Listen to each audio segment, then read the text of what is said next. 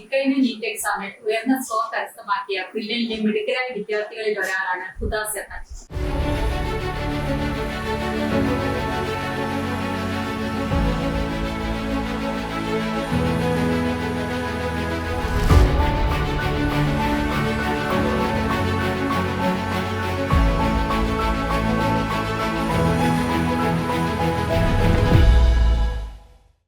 Hi Huda, thank you. എത്രയായിരുന്നു പുതിയത് നീ score and all India rank? എനിക്ക് കിട്ടിയത് 700 out of 720. എൻ്റെ all India rank 114. Expected score ആയിരുന്നു? പ്രതീക്ഷിച്ചു. നമ്മൾ അവിടെ എക്സാം കഴിഞ്ഞ് എക്സാം പേപ്പർ നോക്കുമല്ലോ, തന്നെ ഒരു നല്ല സ്കോർ കിട്ടുമെന്നൊരു പ്രതീക്ഷയുണ്ടായിരുന്നു. എങ്ങനെയായിരുന്നു പുതിയത് നീ ജേർണി തുടക്കം ബ്രില്യൻ്റ് ആണ്, അവസാനം ബ്രില്യൻ്റ് തന്നെ നിൽക്കും. ഫസ്റ്റ് തൊട്ട് എല്ലാ സാർമാരെ ക്ലാസ് കേൾക്കും. എന്നിട്ട് അവർ പഠിപ്പിച്ച് തന്നെ പഠിക്കും. പിന്നെ ക്വസ്റ്റ്യൻസ് സോൾവ് ചെയ്യും. പിന്നെ ഷോർട്ട് നോട്ട്സ് ഉണ്ടാക്കും. ലാസ്റ്റ് 3 months ഏറ്റവും ഉപയോഗപ്പെടുന്നത് അത് തന്നെയാണ്, ഷോർട്ട് നോട്ട്സ്. പിന്നെ അങ്ങനെ എക്സാമിലൂടെ ഒരു തറവായി വന്ന് നല്ല സ്കോർ എത്തിപ്പെടാൻ സാധിച്ചു. ബ്രില്യന്റിലെ മോഡൽ എക്സാംസിലൊക്കെ നമുക്ക് ഈ സ്കോർ തന്നെയായിരുന്നു മെയിൻറ്റെയിൻ ചെയ്തുകൊണ്ടിരുന്നത്? അപ്സ് ആൻഡ് ലോസ് ഉണ്ടാവും. പക്ഷെ നമ്മളെ പഠിത്തം അതേപോലെ കൊണ്ടുപോകാൻ നോക്കിനെ. പിന്നെ നല്ല മാർക്ക് ഉണ്ടാവും. ക്യാഷ് പ്രൈസ് എല്ലാം കിട്ടുന്നതുകൊണ്ട് ഒരു മോട്ടിവേഷൻ ആയിരുന്നു. ഇനി കുറവാണെങ്കിലും നമ്മൾ ഫ്രണ്ട്സ് എല്ലാം ഉണ്ടല്ലോ, അപ്പൊ ഒരു ഏകദേശം ഒരേ ലെവലിൽ കൊണ്ടുപോകാൻ സാധിച്ചു. ഈ അപ്സ് ആൻഡ് ഡൗൺസ് ഉണ്ടാകുമ്പോ നമുക്ക് ടെൻഷൻസ് ഉണ്ടാവില്ലേ? ഉണ്ടായിരുന്ന സമയത്ത് എന്തായിരുന്നു, എങ്ങനെയായിരുന്നു അത് കാമാക്കാന് കുറെ ആൾക്കാരുണ്ടായിരുന്നു. ഫസ്റ്റ് അന്ന് രാത്രി തന്നെ ഫോൺ കോൾ വരുമല്ലോ, അപ്പൊ പാരന്റ്സിനോട് സംസാരിക്കും. അവര് പറയും ഇത് ഒന്നുമല്ല, ജസ്റ്റ് ഒരു പ്രാക്ടീസ് ആണ്, റിഹേഴ്സൽ ആണല്ലോ.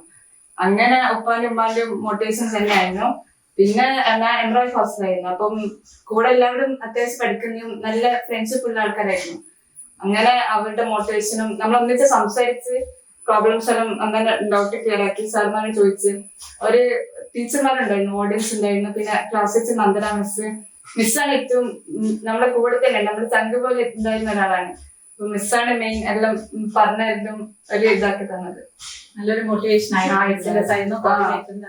അന്ന് എക്സാം കഴിഞ്ഞത് നമ്മൾ ആദ്യം പോയത് മിസ്സിന്റെ അടുത്തായിരുന്നു. നമ്മള് ഫ്രണ്ട്സ് എല്ലാവരും പോയി എനിക്ക് മിസ് ഭയങ്കര മിസ്സിന് അറിയാം മിസ്സിന്റെ സ്റ്റുഡൻസ് നല്ല രീതിയിൽ എത്തുമെന്ന്.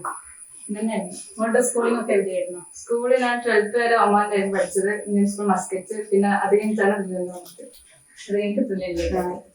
ഓക്കെ. ബ്രില്യന്റിനെ പറ്റി മോൾ എങ്ങനെയാ അറിഞ്ഞത്? മോള് പുറത്തായിരുന്നല്ലോ, മസ്കറ്റിലായിരുന്നു. എങ്ങനെ ബ്രില്യന്റിനെ പറ്റി അറിഞ്ഞു? എന്റെ ബ്രദറും ബ്രില്യൻ തന്നെ ജോയിൻ ചെയ്തതാണ്. അൽഹംദുലില്ലാഹ് ഇപ്പം കോഴിക്കോട് മെഡിക്കൽ കോളേജിൽ ഹൗസ് സർജൻസി ചെയ്യുന്നതാണ്. അപ്പം എന്റെ ബ്രദറിന്റെ ഇത് തന്നെ ബ്രദർ പഠിച്ചതുകൊണ്ട് അറിയാം ഇത്ര നല്ലതായിട്ട് എക്സാമിൽ നടത്തുന്നെന്ന്, ഒരു പോകാൻ പറ്റുമെന്ന് അറിയുന്നതുകൊണ്ടാണ് ഇവിടെ ക്യാൻസർ. പഠിക്കുന്ന സമയത്ത് മോളുടെ ഫേവറേറ്റ് സബ്ജക്ട് ഏതായിരുന്നു? ഫേവറേറ്റ് സബ്ജക്ട് എന്ന് പറഞ്ഞാല് ചാപ്റ്റേഴ്സ് അനുസരിച്ചിരിക്കും. ഫേവറേറ്റ് ആയിട്ട് പറയാനില്ല, എല്ലാം ഒരേപോലെ ഉണ്ടായിരുന്നു. പിന്നെ ബയോളജി പഠിക്കാൻ ഓരോ മൂഡ് അനുസരിച്ചിട്ട്, ഇപ്പം തിയറി തോന്നുന്നാണെങ്കിൽ ബയോളജി എടുത്തിരിക്കും. പക്ഷെ ഫിസിക്സ് ആണ് മെയിൻ ആയിട്ട് ഞാൻ ഇഷ്ടപ്പെട്ട സബ്ജക്ട്. ചെറുപ്പത്തിൽ മോളുടെ എയിം ആയിരുന്നോ MBBS എന്നുള്ള ലക്ഷ്യം? ചെറുപ്പത്തില് അതായത് എന്റെ അങ്കിൾ ഉണ്ട്, ഡോക്ടറാണ്. അപ്പം അങ്കിളിനെ കണ്ട് ഇഷ്ടപ്പെട്ടതാണ്. പിന്നെ ഇക്കാക്കയുണ്ട്, അങ്ങനെ ഒരു കണ്ട് ഇഷ്ടപ്പെടുമല്ലോ, അങ്ങനെയാണ്. ബ്രില്യന്റിലെ എക്സ്പീരിയൻസ് ഒന്ന് ഷെയർ ചെയ്യാമോ? ബ്രില്യന്റിലെ എക്സ്പീരിയൻസ് ഞാൻ പറഞ്ഞത് എംബ്രോയിഡറി ഹോസ്റ്റലായിരുന്നു. അപ്പം ഏറ്റവും ക്യാമ്പസിന് അടുത്തുള്ള ഹോസ്റ്റലാണ്. അപ്പം റെഫറൻസിന് പോകാൻ പറ്റും, അങ്ങനെ സൗകര്യമുണ്ട്. ഇടയ്ക്ക് ക്ലാസ് കഴിഞ്ഞിട്ട് തിരിച്ച് ഡൗട്ട് ചോദിക്കാൻ പോകാനും പറ്റിയ സൗകര്യമുണ്ട്. അപ്പം റെഫറൻസ് ലൈബ്രറിയിൽ പോകാറുണ്ട്. പിന്നെ തിരിച്ച് ഹോസ്റ്റലിൽ വന്നിട്ട് ഡൗട്ട് ക്ലിയർ ആക്കാൻ ലേണിംഗ് ആപ്പ് ഉണ്ടായിരുന്നു. ലേണിംഗ് ആപ്പില് ക്ലാസ്സസ് ഉണ്ട്, ഡൗട്ട് ക്ലിയറിംഗ് സെഷൻ ഉണ്ട്, ഡിസ്കഷൻ ഉണ്ട്. അതായത് നമ്മള് ഒരു ഡൗട്ട് പോസ്റ്റ് ചെയ്താല് സേഴ്സ്മാരല്ലാതെ ഫ്രണ്ട്സ് ഉണ്ടാവില്ല കുറെ, അവര് ക്ലിയർ ആക്കാൻ ഡിസ്കഷൻസ് ഉണ്ടായിരുന്നു. അപ്പം അത് നല്ല യൂസ്ഫുൾ ആയിരുന്നു. പിന്നെ എക്സാമിന്റെ തലേന്ന് പോലും ഞാൻ ലേണിംഗ് ആപ്പ് ഡൗട്ട് ചോദിച്ചിരുന്നു. റാവ് സാർ ആയിരുന്നു റിപ്ലൈ തന്നത്. അങ്ങനെ അവർ പറഞ്ഞു നന്നായിട്ട് എഴുതുക, ഡൗട്ടിൽ വന്നാൽ അപ്പൊ ക്ലിയർ ആക്കി തരും. ഒന്നെങ്കിൽ ടെക്സ്റ്റ് മെസ്സേജ് ആയിട്ട് വരും, അല്ലെങ്കിൽ സോൾവ് ചെയ്തിട്ട് ഹാൻഡ് റൈറ്റിംഗ് മോഡിൽ തന്നെ വരും, അല്ലെങ്കിൽ വോയിസ് മെസ്സേജ് ആയിട്ട് വരും. അപ്പം ലേണിംഗ് ഏകദേശം എപ്പോഴും എല്ലാവർക്കും ഉപയോഗിക്കാൻ പറ്റിയ യൂസർ ഫ്രണ്ട്ലി ആയിരുന്നു. ലേണിംഗ് ആപ്പിൽ കുറെ ക്വസ്റ്റ്യൻസ് ഒക്കെ ഉണ്ടാവില്ലേ? പ്രാക്ടീസ് ലെവൽ 1 ലെവൽ 2 അങ്ങനെ ഓരോ ലെവലായിട്ട് പോകാൻ പറ്റും. പിന്നെ കുറെ മോഡൽ എക്സാംസ് ഉണ്ട്, കഴിഞ്ഞ വർഷത്തെയും പിന്നെ പ്രീവിയസ് ഇയർ ക്വസ്റ്റ്യൻസ് അതെല്ലാം ഉണ്ടായിരുന്നു. അതെല്ലാം നല്ലതായിരുന്നു, യൂസ്ഫുൾ ആയിരുന്നു. ബ്രില്യന്റിൽ ഏത് ബാച്ചിലായിരുന്നു നമ്മൾ പഠിച്ചത്? ഞാൻ P25 നന്ദന. ഫാമിലിയുടെയും ഫ്രണ്ട്സിന്റെ ഭാഗത്തുള്ള സപ്പോർട്ട് എങ്ങനെയായിരുന്നു? അത് പറഞ്ഞ ഫ്രണ്ട്സ് എപ്പോഴും സപ്പോർട്ട് ഉണ്ടായിരുന്നു. എനിക്ക് നമ്മള് അപ്സ് ആൻഡ് ഡൗൺസ് പോകുമ്പോൾ കൂടെ ഒരു മോട്ടിവേഷൻ ആയിട്ട് നമ്മള് കൂടെ ആ സാഹചര്യത്തിൽ തന്നെ പോകുന്ന ആൾക്കാരാണ്ട് അപ്പുറം ഇപ്പുറം ഷെയർ ചെയ്യാനും ഒരേ സമയത്ത് പോകാൻ ഭയങ്കര ഫ്രണ്ട്സ് ആയിരുന്നു. പിന്നെ ഫാമിലി എല്ലാവരും ഉപ്പാന്റെ സൈഡാണെങ്കിലും ഉമ്മാന്റെ സൈഡാണെങ്കിലും കസിൻസ് ആണെങ്കിലും അങ്കിൾസ് ആന്റീസ് എല്ലാവരും ഒരേപോലെ സപ്പോർട്ട് ഉണ്ടായിരുന്നു. അപ്പൊ അതെല്ലാം കൊണ്ട് നമുക്ക് പോകാൻ ഒരു എളുപ്പമാണ് വഴി. പിന്നെ നമുക്ക് ബ്രില്യന്റ് വീക്ക്ലി എക്സാംസ് നടക്കും, മോഡൽ എക്സാംസ് ഒക്കെ നടക്കും.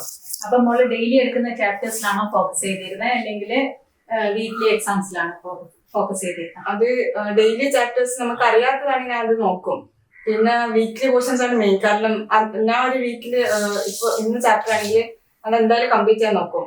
പിന്നെ അത് മിസ്സായി പോയാൽ പിന്നെ ലാസ്റ്റ് എല്ലാം കൂടി ഭാരമുണ്ടെന്ന് വെച്ചിട്ട് വീക്കിലാണ് ഞാൻ മെയിൻ ഫോക്കസ് ചെയ്തിരുന്നത്. അപ്പൊ വീക്ക്ലി എക്സാമിന്റെ തിയറി നോക്കും, ക്വസ്റ്റൻസ് നോക്കും. പിന്നെ ലാസ്റ്റ് മോഡൽ എക്സാമിന്റെ സമയത്താണ് എല്ലാം കൂടി റിവൈസ് ചെയ്യുന്നത്. ഇനി NEET 2025 തയ്യാറെടുക്കുന്ന വിദ്യാർത്ഥികളോട് നമുക്ക് എന്ത് മോട്ടിവേഷൻ ആണ് കൊടുക്കാനുള്ളത്? അപ്പൊ എന്റെ എല്ലാ ഫ്രണ്ട്സിനും എല്ലാവരും ജോയിൻ ചെയ്തിട്ടുണ്ടാവും ഇല്ലെങ്കിൽ അപ്പം എന്തായാലും വീക്ക്ലി എക്സാമിന് വരുന്ന പോർഷൻസ് അന്ന് തന്നെ കംപ്ലീറ്റ് ചെയ്യാനേ. അന്ന് ക്ലാസ്സിൽ എടുക്കുന്ന ക്വസ്റ്റൻസ് സോൾവ് ചെയ്യാൻ അന്ന് വന്നിട്ട്. പിന്നെ വീക്ക്ലി എക്സാമിന്റെ പോർഷൻസ് മെയിൻ ആയിട്ട് കവർ ചെയ്യാനേ. അന്ന് വിട്ടുപോയ ചില കാര്യങ്ങളാണ് നമ്മൾ മോഡൽ എക്സാമിന് നോക്കുന്നത്. എന്നാലും മോഡൽ എക്സാമിന് 3 മാസം 2 മാസം മതിയാകും ഒന്നുകൂടി നോക്കുക റിവൈസ് ചെയ്യാന്. കണ്ടിന്യൂസ് ആയിട്ട് റിവൈസ് ചെയ്യാം. പിന്നെ അടുക്ക് നിന്ന് പോകും, അത് സാരില്ല. പിന്നെ ഇതാക്കാൻ കുറെ സമയം, 1 വർഷം ഉണ്ടല്ലോ. അപ്പം ഹാർഡ് വർക്ക് പോലെ ഇരിക്കും, smart work plus hard work. അപ്പം എല്ലാവരും നന്നായിട്ട് ചെയ്യുക. എന്റെ വിധ എല്ലാ ആശംസകളും. മോള് NEET എക്സാം കഴിഞ്ഞ് ഇറങ്ങി അപ്പൊ നമുക്ക് എന്താ ഫീലിങ്സ് ഉണ്ടായത്? അതായത് ബ്രില്യന്റ് എക്സാം പോലെ തന്നെയുള്ള ഫീലിംഗ് ആണോ ഉണ്ടായത്? അത് മോഡൽ എക്സാം എഴുതുന്ന ഫീലിംഗ് തന്നെയായിരുന്നോ? ആണ്. കാരണം ഏകദേശം എല്ലാം NCERT വൈസ് ആണല്ലോ ക്വസ്റ്റൻസ്. നമ്മള് മോഡൽ എക്സാം എന്ന് പറയുമ്പോൾ സാർമാര് ഡീറ്റെയിൽ ആയിട്ട് ഡീപ്പായിട്ട് എല്ലാ ക്വസ്റ്റൻ ഇടും, ബട്ട് ടെക്സ്റ്റ് ബുക്ക് ഓറിയന്റഡ്. അപ്പൊ അങ്ങനെ ആകുമ്പോൾ നമ്മൾ ഏകദേശം എല്ലാ ക്വസ്റ്റൻസ് കാണേണ്ട ക്വസ്റ്റൻസ് കണ്ടത് 3 മാസം ഉണ്ട്. എല്ലാ ദിവസം എക്സാം എഴുതാന്ന് പറഞ്ഞാല് അത്രയും ക്വസ്റ്റൻസ് നമ്മൾ കണ്ടതാണ്. അപ്പം എക്സാമിന് പേപ്പർ കിട്ടുമ്പോൾ സത്യം പറഞ്ഞാല് കണ്ട ക്വസ്റ്റൻസ് തന്നെയായിരുന്നു. പിന്നെ ലെങ്ത് ആണെങ്കിൽ നമ്മൾ അതിനനുസരിച്ച് ടൈം ഇതാക്കാൻ നമ്മൾ പഠിച്ചതുകൊണ്ട് ഒരു മോഡൽ എക്സാം എഴുതുന്നത് പോലെ തന്നെ ആയിരുന്നു NEET എക്സാം. വന്ന് ഉപ്പയാണ് നോക്കിയത് ക്വസ്റ്റ്യൻ പേപ്പർ. ഉപ്പ നോക്കിയിട്ട് പറഞ്ഞ് ഇത്രേ തെറ്റിയിട്ടുള്ളൂ. അപ്പൊ അതന്നെ 700 എത്തുമെന്നുള്ള പ്രതീക്ഷ ഉണ്ടായിരുന്നു. അപ്പൊ തന്നെ ഭയങ്കര സന്തോഷമായിരുന്നു. ഇപ്പൊ കോൺട്രവേഴ്സീസ് ഒക്കെ ഉണ്ടായില്ലേ, ആ സമയം ടെൻഷൻ ഉണ്ടായിരുന്നു? ടെൻഷൻ ഉണ്ടായിരുന്നു. പക്ഷെ ഞാനങ്ങനെ സോഷ്യൽ മീഡിയ നോക്കിയിട്ട് ഉപ്പയുടെ എല്ലാം നോക്കിയിട്ട് ഇതാക്കുന്നത്. അപ്പം ഉപ്പ ഇങ്ങനെ നോക്കി എല്ലാം സപ്പോർട്ട് ചെയ്തിട്ടുണ്ടായിരുന്നു. പിന്നെ 5 മാർക്ക് 705 ആയിരുന്നു വേണ്ടത്, ഇപ്പൊ 700 ആയിന്. അപ്പം ഇതൊരു പാഠമായിട്ട് എടുക്കാം ബാക്കി കുട്ടികൾക്ക്. അതായത് നമ്മൾ ന്യൂ ആയിട്ട് നോക്കണം, അപ് ടു ഡേറ്റ് ആയിരിക്കണം. അതിപ്പോ സാർമാർ പറഞ്ഞോളും. അങ്ങനെ നോക്കിയാല് പ്രശ്നം ഇല്ലാണ്ട് പോകാം. ഏതാണ് മോളുടെ dream campus? Dream campus of course കോഴിക്കോടാണ്. ഇക്കാക്ക് ഉണ്ടല്ലോ അവിടെ. അപ്പൊ കോഴിക്കോടിനാണ് നോക്കുന്നത്. അതിൽ കിട്ടുമെന്ന് തോന്നുന്നു. Anyway, all the best. Congrats and all the best. Thank you. Entrance സംബന്ധമായ വാർത്തകളും അപ്ഡേഷനുകളും ഏറ്റവും വേഗം ആധികാരികമായി അറിയാൻ ബ്രില്യന്റ് സ്റ്റഡി സെന്റർ പാല യൂട്യൂബ് ചാനൽ സബ്സ്ക്രൈബ് ചെയ്യുക, ബെൽ ഐക്കൺ അമർത്തുക. ഈ വീഡിയോ മറ്റു സുഹൃത്തുക്കളിലേക്കും മാക്സിമം ഷെയർ ചെയ്യുക.